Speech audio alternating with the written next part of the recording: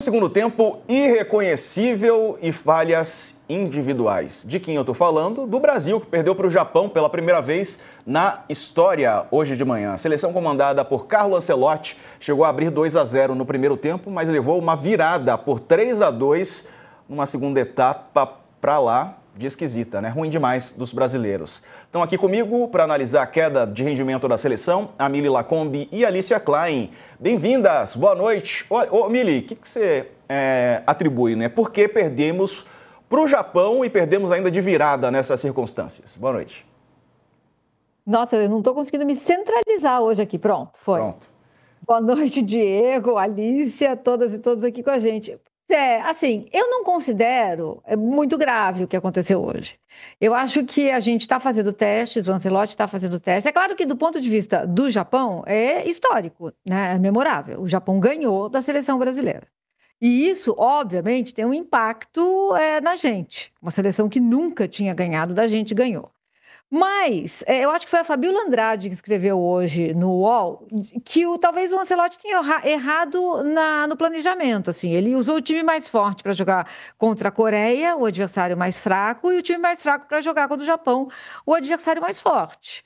Fez testes no gol, por exemplo. Eu digo aqui há algum tempo, o Hugo Souza não é goleiro de seleção. Eu não acho que ele está preparado para assumir esse posto, nem como regra 3, nem na reserva da reserva. Eu acho que existem goleiros mais confiáveis do que ele. Talvez numa próxima Copa 2030, talvez o Hugo Souza esteja pronto. Acho que a gente tem problemas sérios na defesa. Eu acho que o Thiago Silva, do Fluminense, joga mais do que esses zagueiros que a gente está vendo serem escalados, por exemplo, e não é mais chamado. Temos problemas nas laterais, tudo isso vai ficando claro, e é bom que fique claro antes da Copa do Mundo. Acho que o meio de campo está mais ou menos definido, acho que Casemiro não sai desse time. O Ancelotti realmente confia no Casemiro.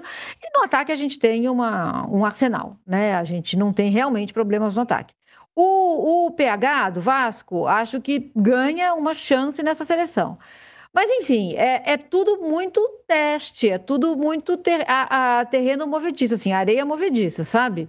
Não há por que a gente se preocupar. Mas, sim, foi catastrófico o segundo tempo da seleção. A gente pode apontar erros individuais, né, Alicia? E o Fabrício Bruno errou nos 2 primeiros gols do Japão, o Hugo Souza falhou no terceiro, como disse aí a Mili. Foi só isso ou teve mais? Uma boa noite para você. Boa noite, Diego. Boa noite, Mili, todo mundo que está aqui com a gente. Teve mais, Diego. Eu acho que não dá para a gente ignorar falhas individuais graves a essa altura do campeonato. Se a gente tivesse há 3 anos da Copa do Mundo, com um tempão na mão para decidir o que fazer, para dar novas chances, talvez. Agora não tem muito tempo de se redimir. Então, essas falhas individuais foram, sim, especialmente do Fabrício Bruno, foram, sim, determinantes para os gols do Japão. Na minha opinião, o Hugo Souza falha no terceiro gol, falha até em não sair, né, para tentar fazer a defesa, e aí acaba, né, tentando defender a bola já dentro do gol. Mas o Japão já dominava o jogo quando isso acontece. Então, assim, dizer o gol da falha do Fabrício Bruno primeiro desestruturou a seleção. Bom, se você tem uma seleção que cai aos pedaços diante do Japão, num amistoso, que está ganhando por 2-0 e toma um gol, aí a gente tem um problema que é coletivo e que é mais sério, porque essa seleção não está bem emocionalmente para sustentar uma Copa do Mundo se ela não é capaz de superar um gol sofrido num amistoso e que ainda deixou a seleção à frente no placar. Então, eu acho que tem sim falhas individuais de jogadores que a gente não deve ver como titulares na seleção mais, daqui até a Copa do Mundo, acho bem pouco provável, mas a gente tem sim uma questão coletiva que é agravada pelo fato de que não tem nenhum tempo de treinamento, nada para dar liga. Essa seleção só tinha 3 jogadores que começaram hoje que também estavam no time titular que enfrentou a Coreia, né? Só o Bruno Guimarães, o Casemiro e o Vini Júnior. Então você troca 8 jogadores de uma seleção que já atua muito pouco, vai acontecer isso. O nível vai cair, não tem entrosamento nenhum, e os jogadores que estão no banco são jogadores tecnicamente abaixo daqueles que começaram naquele que parecia ser o time ideal contra a Coreia. Então, é claro que é fácil a gente dizer agora e dizer não deveria ter testado, talvez devesse ter testado antes, Mas o fato é que o Ancelotti foi colocado numa situação muito difícil, né? Que ele aceitou, obviamente, mas é de ter pouquíssimo tempo para preparar uma seleção deste tamanho para a Copa do Mundo, que vinha no desmantelo, né, de que a gente fala aqui semana sim, semana também. Então, né, se ele não testa, ele tem que escolher, né, uma espinha dorsal e não mexer mais nada daqui até a Copa do Mundo, o que também é difícil. Mas, de fato, o que a gente viu hoje no segundo tempo foi uma coisa horrorosa que não pode se repetir na Copa do Mundo, porque, assim, senão o Brasil vai fazer feio no Mundial do ano que vem. E para o Carlo Ancelotti, os erros individuais não alteram a avaliação dos jogadores. Vamos ver o que ele disse na entrevista. O quanto os erros individuais dos atletas, podem prejudicar a presença deles na Copa do Mundo. Ou se você entende que erros individuais precisam ser olhados por uma outra ótica, por um outro lado, e que não, esses erros não prejudicam a presença de um atleta na lista de convocados na Copa do Mundo de 2026. Não he entendido muito. Los errores individuales no afectan a presencia dos jogadores no equipo. Creo que a evaluación que temos que fazer é a reacción da equipe depois do primeiro error, que non ha sido boa, porque hemos perdido un pouco de equilibrio no campo, hemos perdido un pouco de boa atitude, de pensamento positivo. Então, aí creio que, como disse, é a boa aula para o futuro. Uma boa aula para o futuro, disse aí o Ancelotti. Bom, mas o futuro está aí já, né, Mili Lacombe, batendo a nossa porta. E assim, é uma pergunta meio sinuca, né? Porque se ele diz que os erros individuais afetam, ele desmoraliza completamente os jogadores que erraram, né? E tá na cara que não voltarão. Então, eu acho que ele deu uma resposta diplomática, ele é, né, um chanceler, então ele vai sempre buscar esse tipo de conciliação. É claro que afeta, é óbvio que afeta. Hugo Souza, Fabrício Bruno foram convocados só para serem testados mesmo, e isso é do jogo, faz parte. Mas eu acho assim que talvez o Ancelotti tenha entendido que o problema é realmente mais profundo.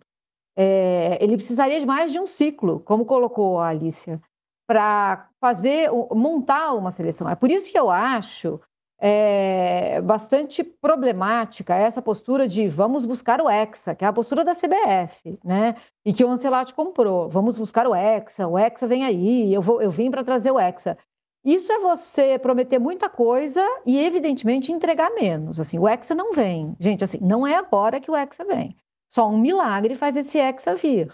O trabalho é muito maior, os problemas são muito mais profundos. A gente não tem meias, a gente não joga mais como o Brasil, a gente precisa voltar muitas casinhas para responder a uma pergunta básica, central. Quem somos nós num campo de futebol? Então, melhor seria dizer, o Ancelotti veio para recuperar uma cultura futebolística. Se o Hexa vier agora, é lucro, mas a gente não está apontando para lá. É tudo errado, sabe? A motivação, o discurso, tudo errado. E me surpreende o Ancelotti ter caído nessa, um cara tão experiente. O Fabrício Bruno lamentou o erro que cometeu, estava bem abatido, né, depois do jogo. A gente tem as aspas do que disse o Fabrício Bruno.